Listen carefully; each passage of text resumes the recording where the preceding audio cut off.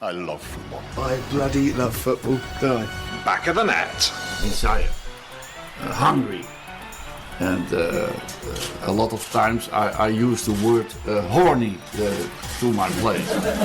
When we make clean sheet, I pay to everybody a pizza. No, you have to make a decision in relation to that, because I need to know from you what is the most important thing, if it is to play well or if it is to win matches. We've shown wonderful character this week. You're very welcome along to PostToPost Sport, our League of Ireland 2022 season previews. We'll be doing them for the Women's National League as well. The goal is to do a preview of all 19 League of Ireland teams. This time around it's Bohs, so we have Darryl Geraghty.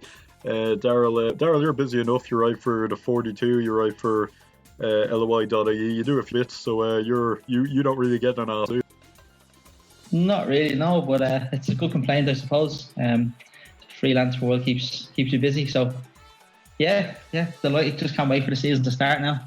Yeah, I think everyone's kind of looking forward to it. It seems like maybe this year it won't be as disrupted by COVID. Maybe we won't have as many games moved around and things. So it's fingers crossed optimistic. As for Bohs, before we get to this season, how do you look back on last season, losing the cup final last year on penalties, missing out on Europe? How do you look back on last season? I think the best way to describe would be up and down season. It took, obviously with a new look attack, it took them the guts of 10 games maybe to click. There's even some Bohs fans questioning the sign of Geraghty and things like that. So it took them a while to get going. But when they did click, I think they clicked at the right time with the European run coming around. So obviously there are great days out for whatever fans could make it. But I think the effect on that for the end of the season, having a lot of the Friday, Monday games backed up because of the European one, maybe took its toll on the squad and maybe wasn't as strong. So kind of petered out a bit, and they're hoping the cup final would have been a good, send off for that group, with a lot of them moving on, which is just the nature of the business at the club. So yeah, I think up and down maybe would be the best way. Yeah, there are a lot of outgoings here at Bohs. How are we looking for this season? How do you look at the squad for the upcoming season?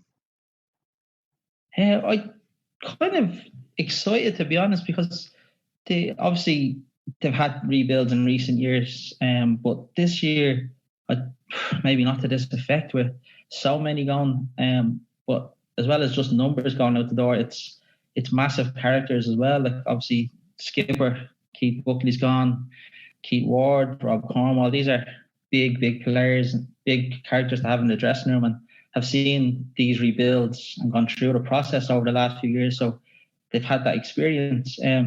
So on one hand, I can see and understand the worry, bringing in a lot of players on loan from the UK, obviously with a point to prove, and some look exciting enough from what I can see and what I've been told.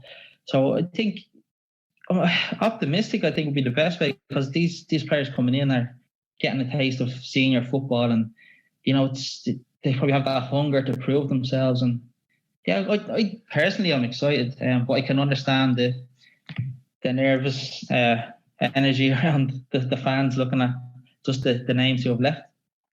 I think there's maybe a bit of, not sure. It could be a good season, it could be a bad season, it could be an in-between season. There's a lot of kind of uncertainty. What is a good season for Bohs? Surely it's getting back into Europe anyway. Yeah, I'd imagine. Yeah, just even the challenge for Europe would be good.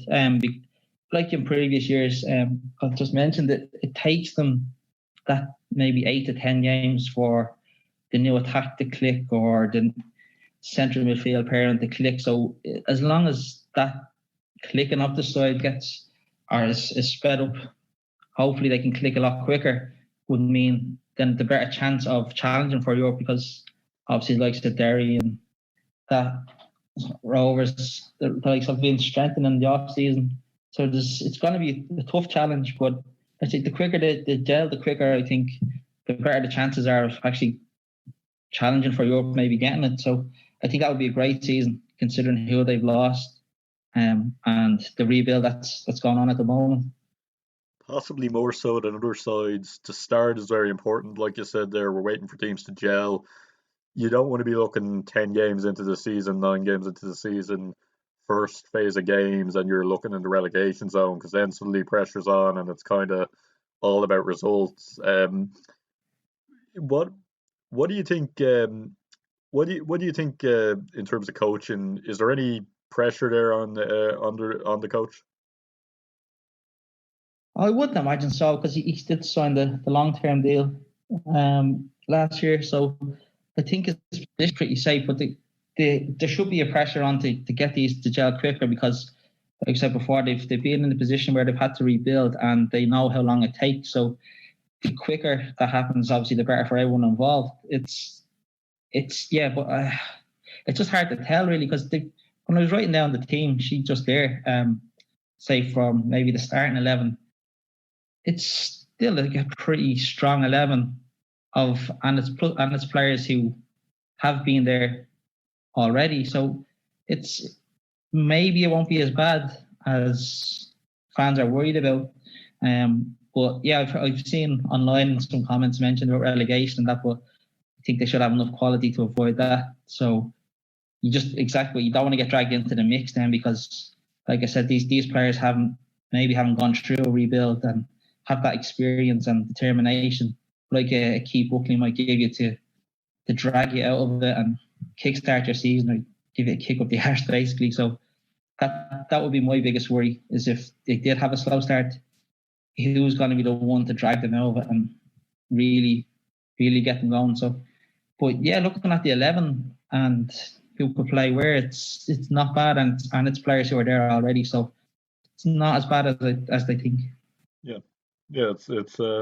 I mean, there are teams who are probably more in danger of relegation than Bohs, you'd have to say. Looking at the current squad, then who do you expect to star this season? Who do you expect to be the key players?